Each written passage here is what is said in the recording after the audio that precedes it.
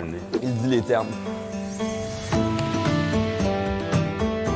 C'est le moment de notre deuxième repas consistant de cette journée vikingesque. On parle ici de saumon sur un délicieux ragoût de navet. Pour faire cette recette, on va avoir besoin d'un beau filet de saumon. Idéalement, si vous pouvez garder la peau et les os, c'est encore mieux. Il faut 4 œufs, une énorme quantité de beurre. Regarde-moi ça, 150 grammes de beurre. Il faut des navets, du poireau, un peu d'oignon vert, de la nette et de la coriandre. Quand j'ai vu la recette, je trouvais que ça avait l'air délicieux, mais le saumon, sachez que c'était pas le poisson le plus commun dans la diète du viking. Il connaissait le saumon, mais c'était surtout le hareng, la morue et d'autres poissons plutôt blancs qui étaient privilégiés. Le saumon était plus difficile à se procurer. Mais c'est meilleur par contre, c'est mon poisson préféré, moi. La première étape de cette recette, c'est qu'on va faire bouillir notre filet de saumon avec la peau. Ça va nous permettre de cuire le saumon, mais aussi de créer un bouillon, exactement comme on le fait avec le bacon.